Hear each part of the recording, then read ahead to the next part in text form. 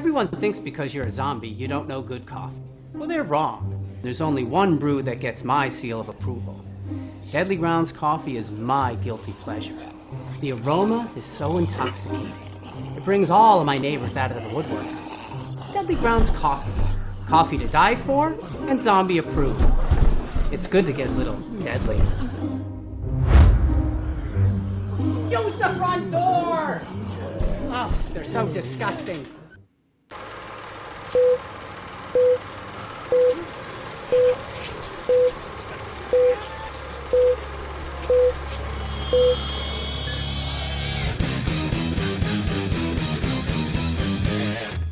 Hey everybody, welcome to another live Wicked Horror Show. It's Tuesday night. I'm Kevin, and as always, I'm joined by Angel from That Strange Show.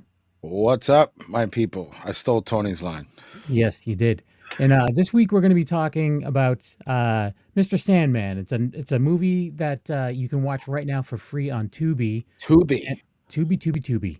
And we are happy to have the writer and director of Mr. Sandman on the show. Yes. We'd like to welcome Matt. Welcome to the show. Hey everybody, sir. how you doing? Thank you guys for having me. Yeah, no worries. So yeah, Mr. Sandman, like Angel said, he'd seen this one kind of making the rounds a little bit. Like, so you've been doing a lot of promotion and stuff with this one, which is key. Yes, for independent filmmakers like Matt to make the rounds and get the word out. Yeah, and this is not technically, it's not a full length. It's kind of like and it's not a short. It's what would it categorize as, like an extended short? Somewhere in the middle, I guess. Yeah, it's a long form. It's not. I think sometimes like film festivals, they categorize shorts and micro shorts. So I guess I'm in the shorts category, just not the micro short category. Yeah. So I guess something like Lights Out, the YouTube original version would be considered a micro short. Yeah. Okay. I'm not schooled, I guess. Well, you just write that down. I will. And so yeah, looking at your IMDb, like you're fairly you don't have a lot of films under your belt, so you're fairly new to the game. What got you going? Like what brought you to this? It actually started with screenwriting. I was writing screenplays that require like a much bigger budget and capabilities than I have. It would require like a full production studio. And I basically just was sending them out, trying the traditional route, and I just wasn't hearing anything back. So, it's not, I wasn't getting rejection letters. I just was getting nothing. Basically without an agent or a manager, they're not even going to crack a page of it. So, and while I was doing that, I just stumbled across a local filmmaker who got his movie on Amazon Prime. Mm-hmm. So to me, before I knew that independent filmmakers could do that, I was blown away. I was like, whoa, how'd you get your movie on Amazon Prime? So I reached out to him, did a little digging into the process, and he kind of walked me through it. So I just started making films, and then, started with Amazon Prime. And with this one, Mr. Sandman, it's the first time I've worked with a distributor. So therefore, it got not only to Prime, but to Tubi. And Fossum is the other streaming service. I guess it's starting to get more well known. Yeah, I have Fossum. I have that on my it's on my Roku TV. Like you can, it's like one of their. It's not built-in app, but it's like readily available on their like app store type of deal. I think it's like another. It's like a smaller Tubi. It's another free TV and movie app. And the whole goal here is just basically just to build my brand and get a little bit of name recognition under myself so that I can, keep taking the next step forward. Yeah. And so with this one, you have your daughters in it. Yes. Easy casting for that one. But I'm sure it was also I'm sure it had its challenges as well. Oh, absolutely. Absolutely. Yeah. So your daughter was the main actress and like one of the actors in The Kid, obviously in this. Yeah, it was just it's the easiest thing to do when you're working with a child to have it just be your child, because now you don't have to worry about the children's parents' schedule and you're being too hard on my kid, or this or that or whatever the case may be. Well, this was my kid, so I can. You fucking don't look down the barrel. Yeah. No, but I just want to say, like off the top, yeah, I thought she was phenomenal in this, and really, because we haven't said what the movie's about, but obviously, Mr. Sandman, that kind of stuff. I'm just reading the synopsis. Did you ever fall asleep watching television in a living room as a child? You wake up and you were alone. You then had that long, terrifying journey back to your bedroom, and Yes. that's like, you had the tropes of the light switch and like, it's what's in the shadow type of deal. But yeah, it was. I thought she was like that whole section where in the beginning there's there's a bit of dialogue, and then like that whole like it was like isolating. You know what I mean? Like it's just her and her fear. It was awesome with no dialogue and how everything came across like fully without having to, rely on a lot of words. So Yeah. Well, no, thank you for saying that. It's funny because someone I showed it to early on said, for a minute there, I almost thought you almost made a silent film. Yeah. And it didn't even occur to me. And I'm like, wow, I guess I really did. Because there wasn't many people for her to interact with except for a couple of scenes. Yeah. No, she's one of the things that it seems to be universal with all the reviews. She seems to be getting that praise. So I'm very proud of her. I'm very happy for her that she's getting it. That seems to be the consensus. So. No, it was good. Like I said, even the facial expressions, big eyes, like just like trying to like piece what's going on in the darkness. Like it was looking at a shadow and then being like, "Let me look at that again." Yeah, he's all done that. You're like, "All right, that shadow, shadow in a different position a second ago. Wait a minute." Yeah, well, you seen that meme when it was like, my pile of laundry on the chair at 3 a.m. and it's like, it's like a demon. Like, oh yeah. It's like, and well, I figured with that one, we've all been there. Yeah. So I knew it was like, especially like that scene, a couple others, like you said, like turning the lights on and off, stuff like that. We've all been there. So I knew that those things would at least hit those relatable notes. Yeah. That's why I wanted to, implement them. Did you shoot this out, like, obviously with your daughter, but was this also your home? Yes.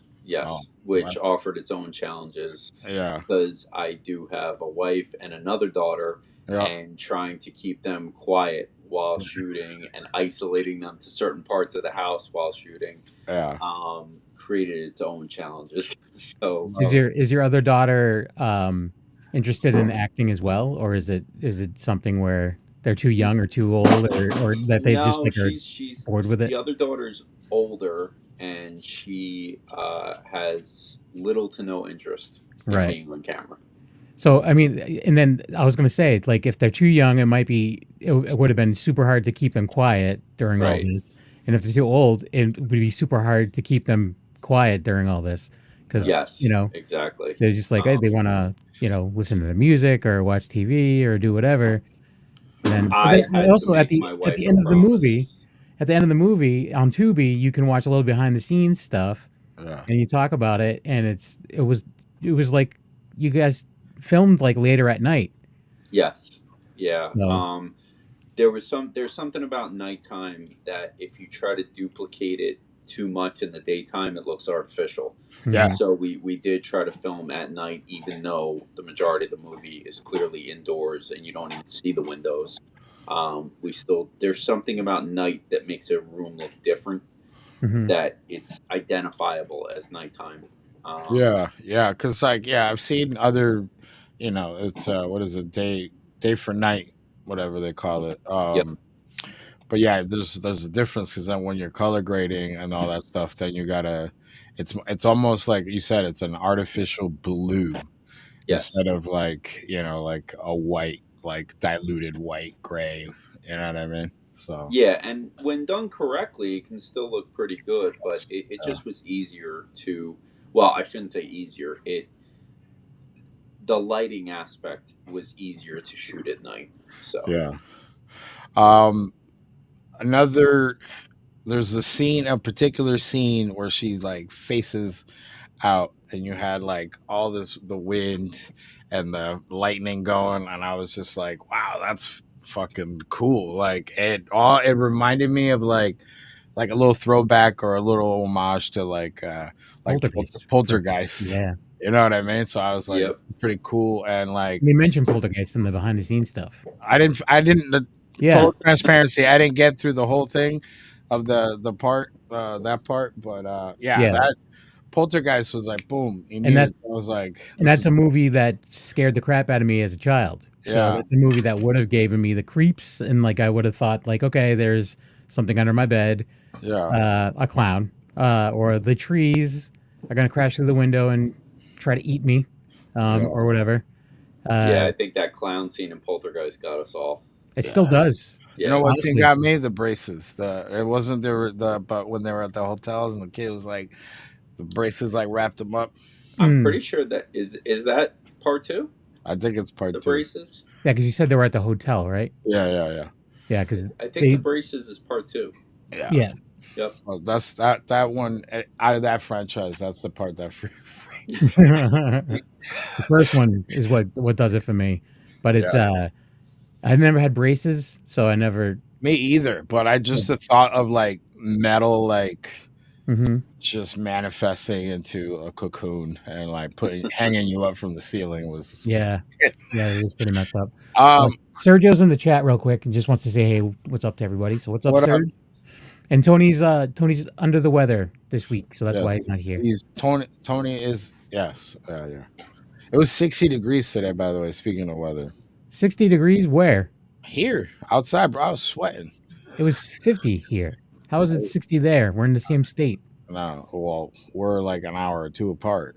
I got more sunshine over here. I guess. Yeah, you're more north though, aren't you? Listen. That's what I saw on the thermometer. Okay, let's stop arguing weather. We're in Massachusetts. Yes. So where are you? He's in New Jersey. Jersey. Oh, yeah. Right. So you were with Tony. Yep. Under the weather. Yeah, we only cracked 40s today. All right. So to get back to your craft, crew. So since right now it's you, it's looking like a family type of environment. Is how many people did you have to do that? Because you did some. I don't want to give too much away, but there was some like I guess you could call it practical effects of kind of like Exorcist type of deal. Or there's some levitation to it. So like how did that like come together? The levitation or the crew? Like both. Okay. Well, basically, no. Yeah, I mean, the only family member in it is my daughter. Okay. The mom is an actress that I hired. The grandmom's an actress that I hired. The dad is my producer. Okay. So that was just a quick, because I wanted a mom and dad, especially for her to run in between when things got really bad, because again, it's something I wanted to relate to everyone's childhood. The safest place you feel when you have a nightmare or you get scared is between your parents. And it creates that in your mind, it creates that like fortress for you, and you're absolutely safe for the rest of the night. So I wanted to create that. As far as how the levitation was done, long story short, green screen. Just shoot the background, shoot and then shoot her being lifted, green screen, me in the green screen suit actually lifting her. Oh wow! Put them together. You have a levitation scene that came out a lot better than I thought, and it's actually kind of impressive what you can do now with very affordable equipment and software. Yeah. So it was all done in Final Cut Pro, and it's amazing what you can do. And anytime I would run into a problem, I would YouTube how to correct it, and it really is amazing the technology that's at your average Joe's fingertips these days. And I'll tell you, I wish I had this stuff in high school because I would have started this journey a lot sooner. Yeah, a lot sooner. That's we always like mention that, like the barrier of entry now. Like I went to college, and some of my high school was like video production and teleproduction and multimedia design, and I was cutting tape in college, but also at the time it was MacBook, with digitizing, and it would take fucking forever to do a minute render. And like, but now you mentioned YouTube, which I call YouTube University. You could like legit like learn something in a day, I mean, with a few tutorials and DaVinci Resolve, even on those like there's free versions that they have a lot of opportunity for you to mess around with. You know what I mean? It's true. It's true. And you got me beat because I was in high school. I was dealing with strictly VHS. Yeah. So. Yeah. So it's true though. So like that's why like I always say like it's just I guess it's the imagination that's you could like you can hold you back to an extent, or you know what I mean. But yeah, I think with everything that's at our disposal. That's why I tell my oldest, he's 16. I'm like, bro, the thing in your hand like has so much information, like anything that you could think of, someone probably has done it and has uploaded it to the internet on how to get it done, and you could reverse engineer it for your fit, so Very true. Very true. So that's cool because like the green screen aspect, like I see that, but like I like the other stuff where like I feel like where the camera, she's like reaching back down into the bed and like all this stuff. So I like how that was all like cut and put together, because yes, you show like the supernatural aspect of like a full levitation, but then it's just still like the close ups and like all this stuff. And pretty cool scene. Thank you. Yeah. Wolfie's in the chat room. Wolfie, what up? He's asking, when you were doing it in school, were you using like a chroma key or like green screen kind of stuff back then too? When you were doing video in school? Oh no, we didn't have that. I mean, we literally in school.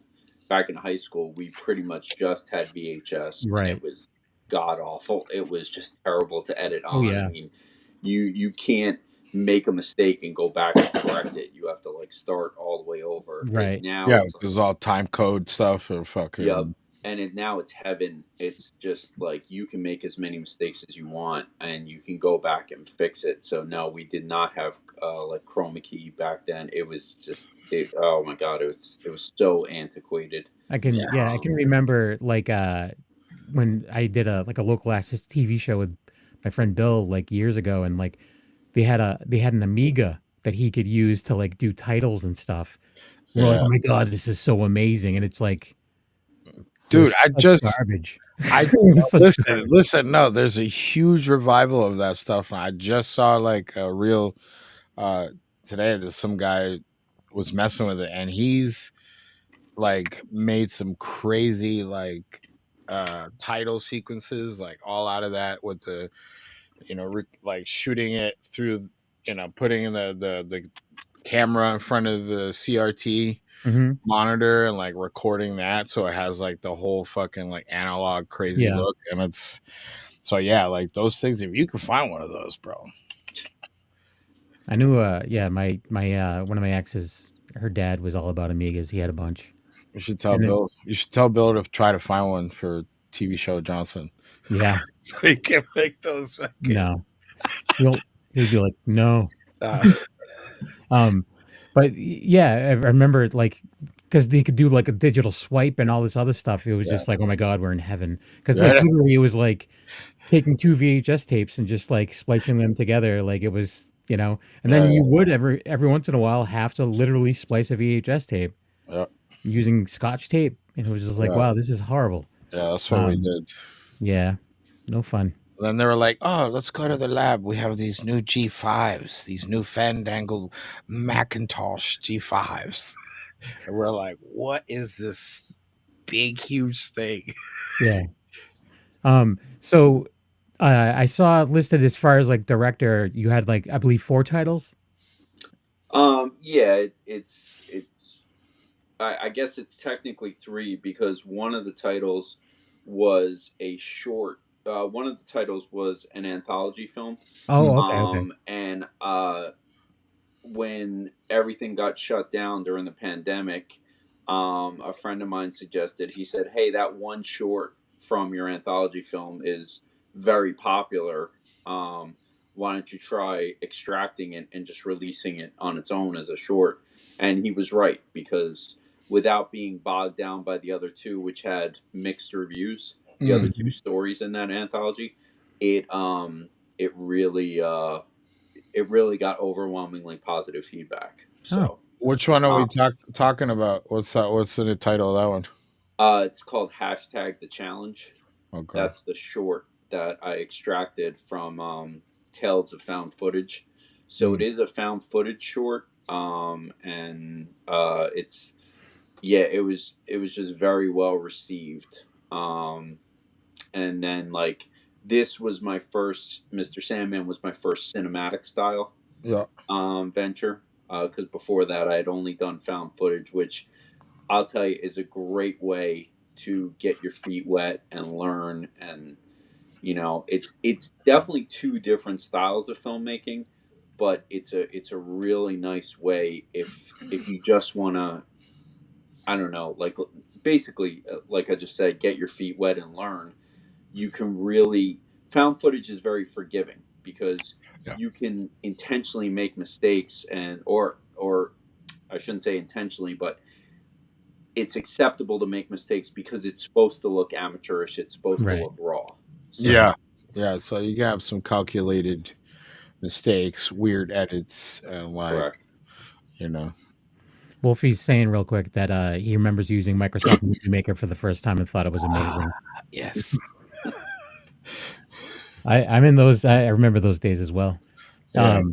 And even when I got this laptop, I'm like, oh crap, what am I going to use? Because I was using my old Mac. Yeah. And like, just editing videos like with iMovie. And then I was like, I don't know what they have. And like they have everything. Yeah, but for Windows though, like for free. Yeah. And it's just like, I gotta find something. But yeah, I mean, that's they like legit. When I say they have everything, obviously some things are, they have a cap to them. But like like my youngest, he edits like his stuff on CapCut. Mm-hmm. That's like right on his phone. It's drag and drop stuff. So like that's why I mean. Like he comes up, he's like, "Oh, check out this new edit I did," and it's like you said, to go back, like the barrier of entry now is just like, yeah, if I mean, even an idea, I can remember like wanting to make movies when I was a kid, and they had the Star Studio or whatever it was called, and it was like a camcorder that you recorded on cassette tapes. Yeah. Audio cassette tapes. I remember wanting one of those so bad, and not getting one, and rightfully so, because they were hot garbage. But I wanted one. But now it's like They legit make there's been feature films made on iPhones. Yeah. You know, and it's like it's amazing what you can do, and I still sit there and be like, oh, I don't have stuff that's good enough. Yeah, that's my qualm. I don't have an iPhone. What speaking of equipment, what kind of stuff do you guys run over there? What are you running? Oh, it's your iPhone? Really? iPhone and iPad. There is an app called Filmic Pro. Okay, I've heard of it. Yeah. Which I was turned on to by my friend who does some pro photography. Yeah. And it's great. You can control frame rate, shutter speed, white balance. It just gives you a lot more control over the cameras. And it can give you that cinematic look because, video is 30 frames per second and film is 24 frames per second. So it has a very different look. And film with that 24 frames per second and a different shutter speed than video gives like a dreamlike look, a little bit what they call motion blur.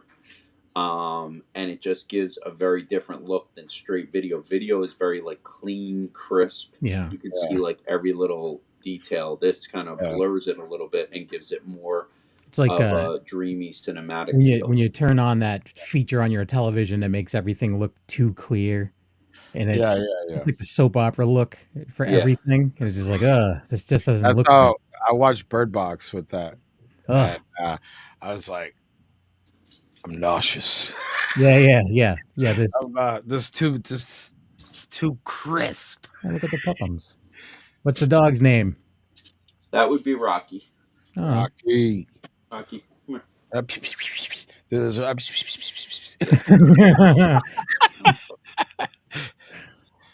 We're pet friendly. And so Bromley's around here somewhere, but he's probably resting in my chair. Wow, so you shot this all on your iPhone and an iPad? Yep. Took turns, iPhone, iPad, with Filmic Pro, and it just I got so used to it that it's probably going to be my preferred method going forward because I'm so comfortable with it now that I wouldn't want to have to learn a new camera while I'm shooting a movie because I can't afford for my growing pains to cost me time. That's that resonates so hardcore with me because I've been trying to get started on my journey. Like I said earlier, I went to school for film production, TV production type stuff, but then as things happen, life and other ventures, but now I'm starting to go back to try to do this. And I think I picked one of the hardest barriers, which was the Blackmagic OG. It's very time consuming as far as like it needs a lot of light. And so that was, like you said, the growing pains of, so now I feel very comfortable and ready, but it did take a long time for me to like learn that ecosystem and like what lenses work on what, and different type of filters for moire and like all this other stuff. Well, what I did with Filmic Pro was I actually created a micro short for my older daughter. It was like a running video, and I made it over dramatic and put it to slow motion with all these cinematic style shots and put motivational music to it for her and stuff like that because I wanted to see exactly what Filmic Pro could do and push it to its limits. So I did, and then once I was confident with it, I'm like, okay. Now I can move on to Mr. Sandman because I know it's capable of doing what I want it to do. That's good. So so for sure it made your hand like sure of what you were doing, and so I could see that now. It's translated because I was wondering, there was like certain shots, and I was just like, oh, I wonder what they shot that on, or like what kind of lens they used, and all that stuff, because like you did have some of like the not warping, but like those extreme close-up shots had like that convex kind of look type of deal to it. You know what I mean? So like, but Wolfie's asking if it was shot in sequence, or did you edit while the movie was being shot? I tried to do I wouldn't call it editing, but at least blueprinting, I like to call it, where at least I, put the shots in order as I got them, but it definitely was not shot in sequence. It was shot due to availability of the actors and everything. I would say that the beginning was shot in the beginning because I wanted to at least know that I could get all three in the same place at the same time for the opening living room sequence. And after that, we kind of just, depending on availability, we just kind of took what we could get. Yeah. So you could easily do all the stuff that you had to get done with your daughter, because it was, well, easy is probably not the right word to use, but more readily available because you live under the same roof. Right. So we tried to get everybody else's stuff out of the way first, and that way I could take my time and work with her. And yeah, I mean, the only thing with her availability is, she is a full-time student, obviously. She is a competitive swimmer. So her time is very limited. And when you're only shooting during nighttime hours, yeah, you get that extra hour or two when it's daylight savings time. But then when the weather warms up, you start to lose those hours, and now you have even less time. And she would get tired easy, and I'd have to bribe her specifically with a McDonald's McFlurry to stay up sometimes. Hey, it's worth it. Yeah. Plus now she has a movie to be like, oh yeah, I'm in a movie, whatever. Yeah. No, she's definitely proud of it. Yeah. Oh, she should be. Like I said, yeah, it was very, especially for the bulk of what the film is about, is just like an isolating event. And yeah, for sure captured that whole feeling. Like that was the beginning, to go back to the beginning when the grandma was like, don't stay up too late. And then like legit, she first fucking thing she sees when she opens her eyes is fucking, oh no, I'm in the middle of it. And I was just fucking, I was like, oh, you're in it now, kid. What was it that she was even watching? Like that alone, I was just like, this is just creepy right here. So I initially I was looking up public domain animation. And I'm like, okay, let me find something that she could be watching. But I also wanted to keep it within the theme of dreams and nighttime. And I came across this silent film called The Astronomer's Dream. That's in the public domain, and I was like, oh, perfect. Yeah. And I'm like, there is something so creepy about those old silent films. Oh yeah, especially that one. He's like feeding the kids to the moon, and I was like, this is warped. I'm like, this is messed up. This would give me nightmares as a kid. So I'm like, let me put this in. It has a clearly a dream theme to it, nighttime theme to it, and it's disturbing. So I'm like, yeah, I'm going with this. I really wanted to just like keep the audience as creeped out as possible for throughout as much of it as possible. I know there's going to be elements where there was a little bit of just a tick of humor where they could like just relax for a second, but I for the most part I wanted to keep them. I wanted the tension and suspense to just always be building for each scare. No, and I think you achieved that, because there was one point, to go back to what you said about the kids running. I have a 11-year-old. He doesn't do it as much anymore, but yeah, coming in the middle of the night, like, oh, I'm scared or whatever, or like I had a nightmare. But I legit thought like because she goes into that scene and she feels safe, and the mom's like, "Oh, you can, don't worry, you can sleep with us tonight." And I was like, oh. Like I half expected like something else to happen there, like you know what I mean. So you did bring that, like it's like she brought the fear from her room into that, the safe space that she thought she was in, and then that other scene with the mirror, that was like that part was fucking awesome too, because I thought like damn, I don't want to like, but go watch it. Yeah, go watch it. Go to Tubi and just look up Mr. Sandman. Yes. And it's the one with the little girl on the cover, and it's from 2024. It's, what is it, 47 minutes, 45 minutes? 47 minutes. I think the last, and that includes some behind the scenes stuff. Yeah. Right. If you stay after the credits, you get those behind the scenes. Yeah, like some little interview. Yes, I know. You know. Hey man, you want to come on and talk about it? So when you saw Matt shooting, how did you stay so quiet? How did you stay quiet, doggo? You have something to add? He was actually we hadn't adopted this one yet. So he came in after the movie was done. He's like, all right, I'll be in the next one. Mr. Sandman 2. Mr. Sandman 2. Oh, speaking of, who played Sandman? Mostly my producer, because he's even, I'm 6'3" and he's taller than me.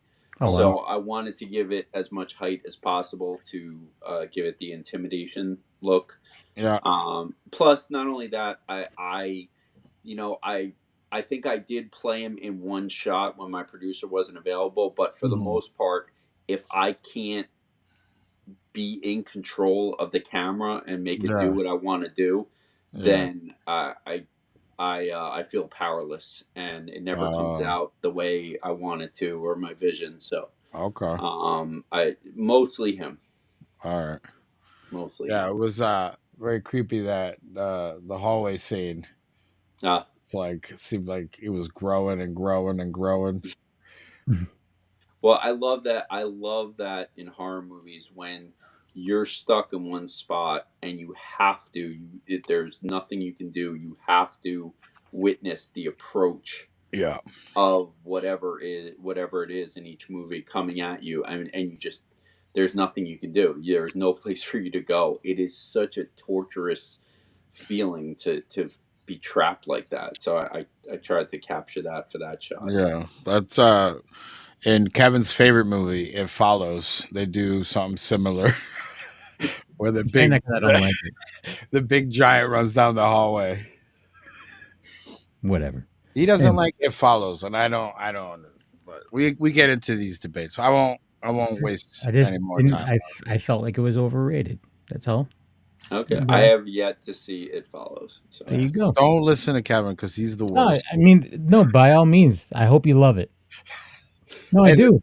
I mean, I wanted to love it. I just was like, oh, like this hype for what? Like, it was one of those things. It was overhyped. Bah humbug, right?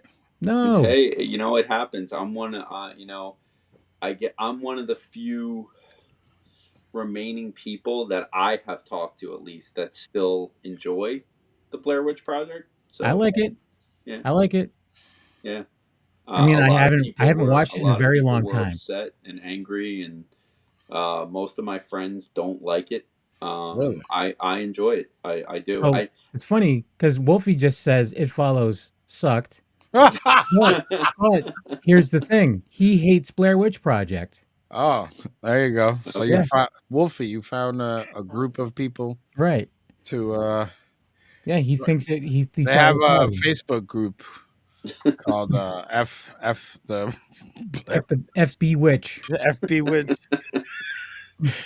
But that's the thing. Like, horror is so subjective, right? Like the art form and like all this stuff. So, like, who am I to tell someone they're wrong, right? Right. Yeah. But that's really how people are, though. I know that's not going to stop them from telling me I'm wrong. No. But it's really true with any movie.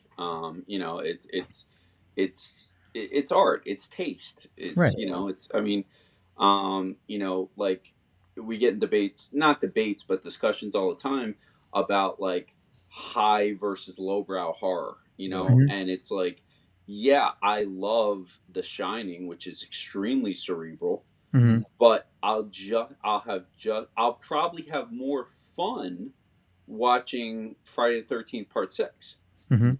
because it's just fun to watch, Right. So The same. I mean, even lower brow, like stuff like Trauma, and like like the schlocky, like over the top, just for the sake of being over the top and just fun. Like right, there's a spot for that as Yeah, well. street trash. Yeah, street exactly. trash. OG street trash. Yeah. So it's like you can just either be so like engrossed, or you can just have fun. Either way, you are entertained, and that to me Right. is the whole Yeah, point. yeah. And if you're like the kind of person that's just like I refuse to accept anything other than what I like by like at any time at like I don't know, just Yeah. whatever. Open up your You mind. talking about Ryan? No. Why would I Remember? be talking about Ryan? Remember? He hated Underwater. Never saw it though, and then Oh, gave me shit for liking it a lot. And then he watched it, and loved it.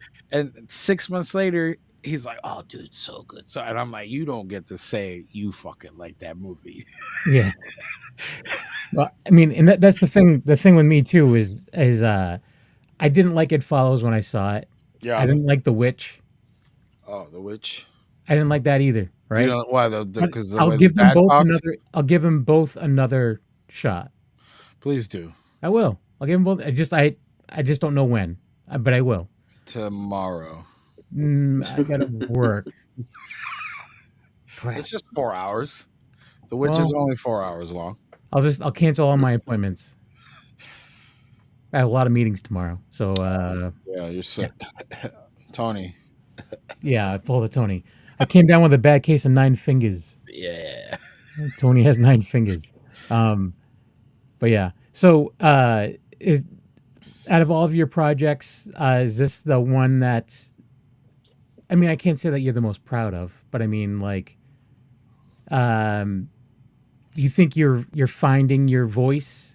Is this the closest to you finding your voice so Yeah, far? absolutely, and Yeah. I'm actually okay with saying it's the one I'm most proud of so far. I absolutely. I again, going back, I do love found footage, and I Hmm. think it is an underappreciated subgenre.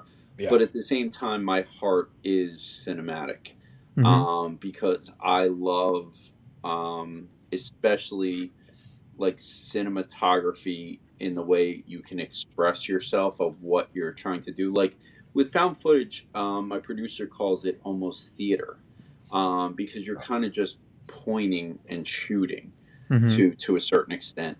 Yeah, there's POV shots and there's shaky cam and all this stuff, but with cinematic, you are basically like, like you can do like the shot you described is one of my favorite shots of the movie, where we're pushing in on her and the wind and the lightning are blowing at the same time, and you're spot on. It was inspired from Poltergeist, from my memory, from that. Yeah. There were some shots in there that were very much Shining inspired. Yeah. Some of the very slow dollies, slow dolly ends. So I love good camera work. I really do. It just can evoke such emotions in people, Yeah. and um, I love the power to do that if done effectively. And it's along with the compliments of Haley, I have gotten a lot of compliments on the cinematography of Yeah. Yeah. this, Yeah. and I think I'm most proud that and this comes up a lot too.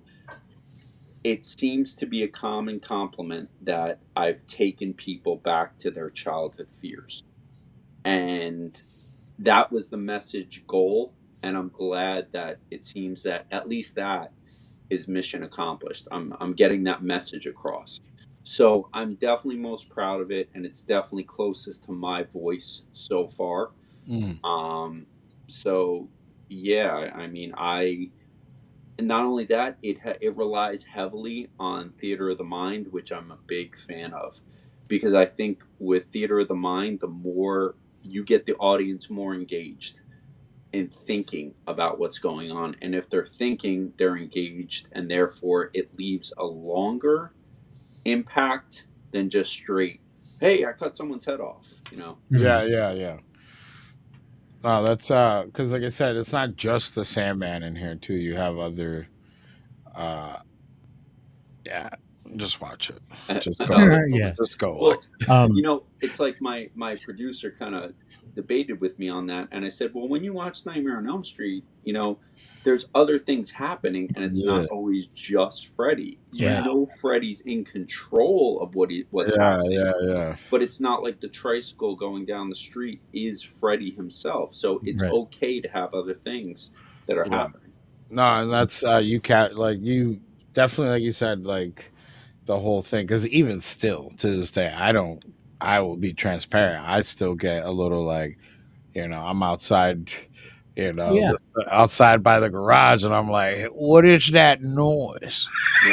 Well, the thing is too is that you live in Massachusetts, you live in the area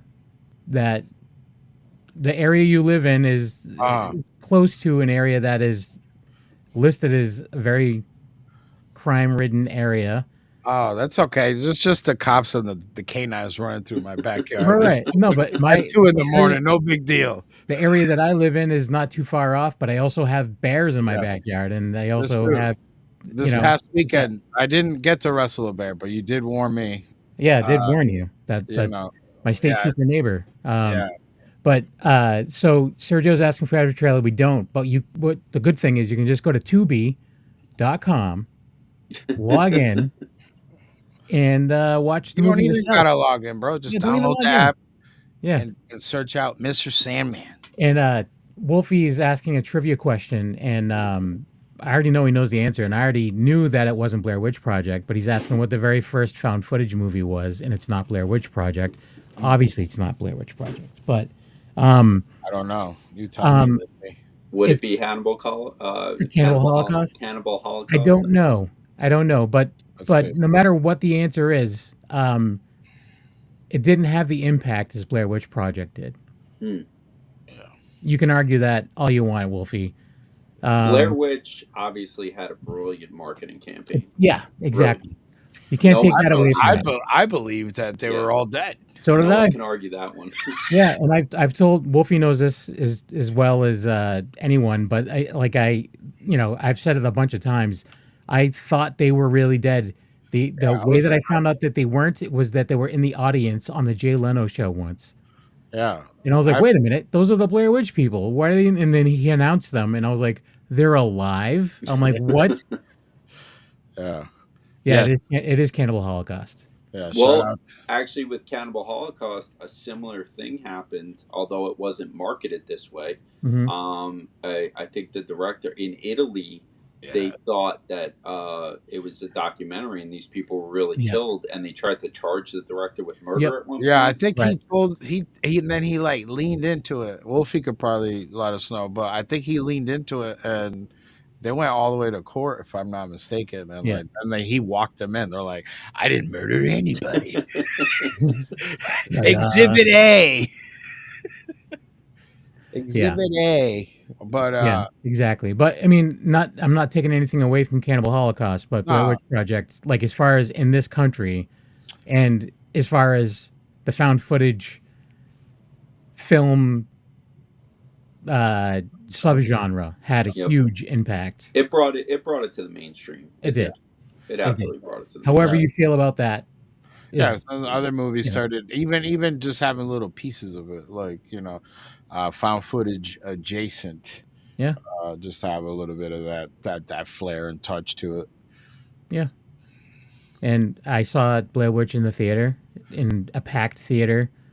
It was sold out, and it was silent. It was just like when Angel and I went to see Skinamarink, and it was silent. Skinamarink. Except for when you fell asleep. I haven't seen Skinamarink, but I for whatever reason, I guess it's similar. Mr. Sandman is constantly compared to Skinamarink. Oh, really? I haven't seen it. I don't really see the comparison, honestly. Other than there's kids.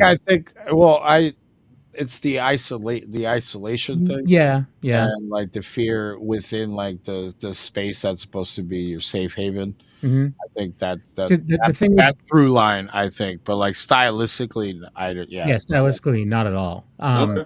With Skinamarink, it's a lot. It's not for everybody. It's a lot of noise, a lot of visual noise and audio noise. Yeah. I liked it a lot. Yeah, but it's a gauntlet of like to go back to what you said about it's about like perception. You know what I mean? So like legit holding one scene with like and just room noise. Yeah, and like your 2 minutes. ears start to hear things, your eyes start to see things that you don't know if you're really seeing things or not. So like if you stare at a spot long enough, you can see a face. Yep. It's kind of like it has a lot of that like stuff that is like built in and like forward facing to the viewer. Yeah. Okay. And, you make the movie. What do you see? Yeah. It cost like $16,000 to make. Yeah. Cost next to nothing, and it made a lot. And for a while, she hasn't been in the chat for a while, but for a while, the woman who played the mom in Skinamarink would pop up in our chat. Yeah. Okay. Jamie Hill. She was on the show once. Yeah. It says that Wolfie said Ruggiero was taken to court and had to show that they did not, in fact, die. For egg on your face. Yeah. You believe the hype. Matt, what is the movie that made you fall in love with horror? And what was the hardest thing to do in making of the film, Mr. Sandman? Okay. The movie that made me fall in love. It was a dual-edged sword. It was the original Halloween. And it was a dual-edged sword because I was 6 years old. It was the NBC original, and I'm showing my age here, 1981 broadcast. I was not ready, but my older brother and my older cousin thought it would be hilarious to sit them down and make them watch it while my parents were out. You like candy, kid, huh? You like candy? Come watch Halloween. You like William Shatner painted white? Down. I was terrified for every frame, but I guess it also clicked something deep in my subconscious that also it's one of those things you're afraid of, but you also can't get enough of. So it probably started with the original Halloween, because that's my earliest memory of any horror movie. So there's just something about that film that just, I mean, again, I'm kind of preaching to the choir here, but it hits on a nerve that I have yet to be able to put into words, but it just brings me to that feeling of excitement and anticipation as a kid when you're getting ready to go out for Halloween, and it's almost like a calm before the storm of Halloween. And for whatever reason, when she's walking through the street during the daytime and the leaves are gently rustling and the soft piano is playing, it just gets me so like, wow, I feel that. So I think between that and as I've gotten older, I learned to appreciate different aspects of the film, like Dean Cundy's cinematography, John Carpenter's use of shadow, the blank expression of the mask and how we bring our own fears to Michael Myers, and it's not like an overly exaggerated evil presence. It's not like a exactly. It's not an angry demon. It's not a laughing clown. It's a blank expression, and it invokes again that theater of the mind. And but I think so. Yeah, because that was my first experience, and because it stuck with me so well, I think that was the movie that made me fall in love. However, my favorite horror film to this day would be The Exorcist. Hell yeah. And then my favorite movie of all time is just Jaws. It's pretty Hell yeah. simple. As far as the hardest night, or the hardest, well, definitely the most challenging thing overall was scheduling. Because I filmed in my own house, because I filmed with my own daughter, because we had only nighttime to shoot at, scheduling was the hardest. But the hardest night, and I know I did talk about this for anybody who's already seen the film and watched the post-credits interviews, the hardest night by far was the night when, without giving up too much, a contact lens that we had to use for a certain scene slipped back into the eyelid and almost into the skull of somebody, and I thought not only was the movie over, but my filming career had come to a screeching halt, and I was ready to rush to the emergency room. And thankfully, she blinked the right way, and it fell back into place, and crisis averted. Yeah, that's scary. So that was definitely the most challenging night of the film by far. When I was watching that scene too, I was like, how uncomfortable are those? Like when I was watching the scene and then it comes up in the after credits, I was like, oh, it was apparently very uncomfortable. Very uncomfortable. Yeah. Like almost financially ruined him. Yeah, it's funny because people always think that like horror movie sets are these scary environments, and they're so not. They're if anything, they're comical. But that night made my heart skip, I'm gonna say 3 beats. So I was terrified, because I didn't know what if any damage this made. Yeah. So, but thankfully, no damage. Everything's fine. The scene came out. It seems to be most people's favorite scene. So the scene came out great, and thankfully, we got through that. Yeah, and they can see and blink just fine today. Yep, everything's okay. Yeah, because it's the with same. the vision. Same. It's the actress that plays the mom. So yes. It's the mom. But so it is time to wrap things up. So where can people go besides Tubi to see Mr. Sandman? Where can people go to follow like your other projects, or do you have anything in the works currently? That's what I was gonna add. What's next for Matt? Well, if they're interested, if you do like found footage, again, the hashtag the challenge is on YouTube. It's if you have trouble, because sometimes the challenge from MTV keeps popping up if people try to search it. But if you go under Acres Films, it's on my YouTube page. You can find it there, and again, watch it for free. That one's only 26 minutes, so I promise not to ruin your whole night and take up all your time. Seems to be pretty well received. As far as me, myself, you can find Acres Films pretty much on all the socials, all the major ones. The only one I have that maybe some people don't know about is Slasher, which is a social media site for horror fans. I'm on there too. Or on there. And as far as what's next, at the moment, I have been concentrating on promoting Sandman. So all I have now are concepts of ideas, but not fully fleshed out ideas. Okay. So we're still exploring some stuff, and it's almost it'll somewhat depend on how far Sandman takes us. Not so much financially, but more brand recognition wise. Yeah, visibility.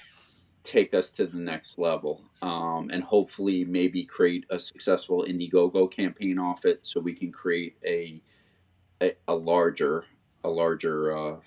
feature. Nice.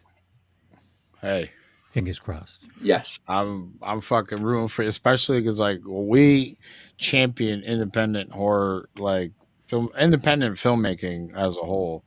I think just because I'm taking more of Tony's lines. Just the amount of work and like sacrifice and like self-funding and like we have friends that are in the trenches. Yeah.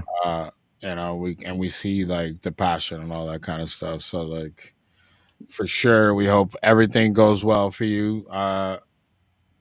Everyone needs to go watch it on Tubi. Yeah. And where can people go to follow you, Angel? You could just follow me on Instagrams at Chaos Manus, or go follow my other podcasts, or the other podcasts that me and Kevin are on, called That Strange Show. At some point, we're gonna sit down and record some sort of episode, but I've been apprehensive because of all the shit going on in the world and everything else that we've been busy with. But you can also go check out Vampire Surf Cult. We have our Kickstarter going right now. We are about I think 51 or 52% funded. We have about 17 days left of the campaign. We're trying to create a animated adult humored cartoon series, so we're trying to fund the campaign is to try to fund the pilot episode, and then so we can have something to expand, shop around and expand. But yeah, we have a great Kickstarter rewards on there. Comic books coming, vinyl records with our own original soundtrack, vinyl toys, stuffies. We even have a surfboard. What? So yeah, go check it out. Just go on Kickstarter. I know where to put one of those, and maybe a vinyl toy. Yeah. But you can go to vampiresurfcult.com. The link to the Kickstarter is right on the main page there. And but yeah, and also shout out to Dead of Winter for this weekend. Yeah, they're fucking awesome.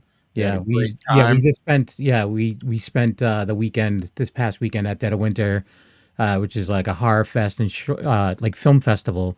Yeah, and it was a really good time. Yeah, I was So shout out to James and everybody, Ryan, everybody. It was a great time. We showed our trailer there, Vampire Circle trailer, and then we saw a shit ton of fucking awesome short films.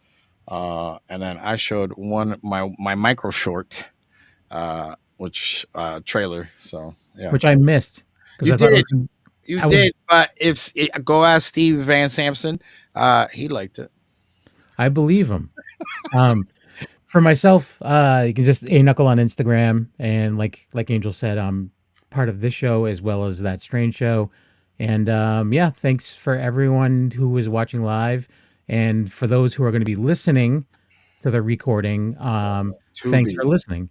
Yeah, and yeah, I do actually have a quick question for both of you, if you don't mind. What was your favorite scene of Mr. Sandman, and why? I'm gonna go first. Go.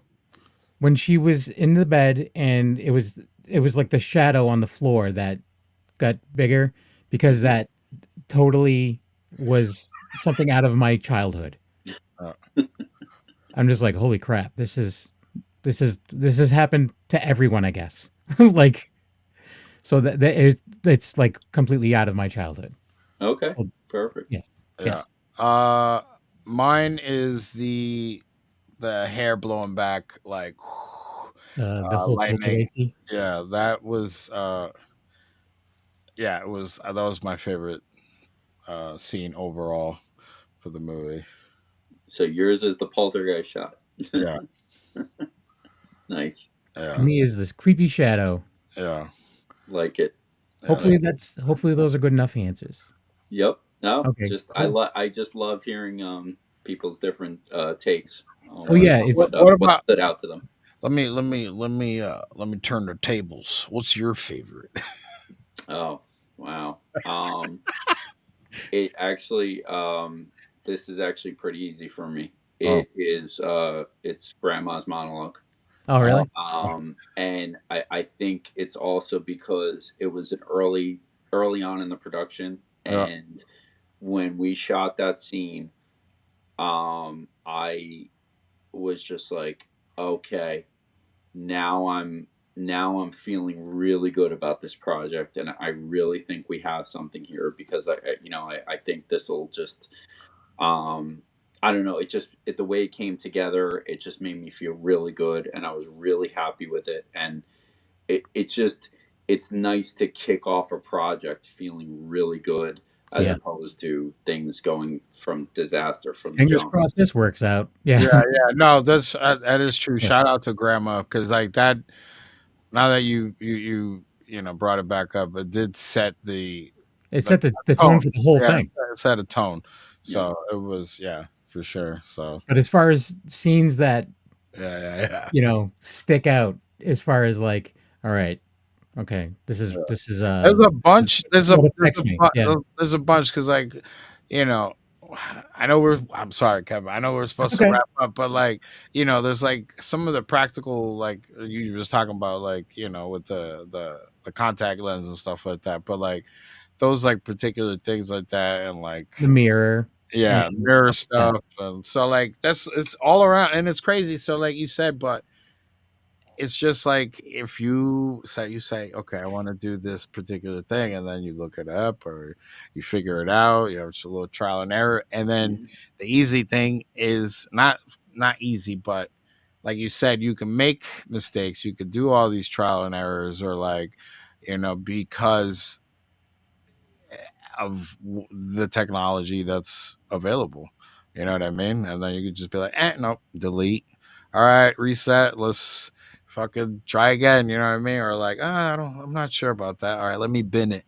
Boom, but shout out to you, man. And hopefully, like you said, everybody goes check it out on Tubi, and so we can get Matt onto some other projects, or expanding on some of his other works, which would be fucking awesome. Yeah. I hope so. Thanks again for watching and listening, and we will see you guys next time. Bye.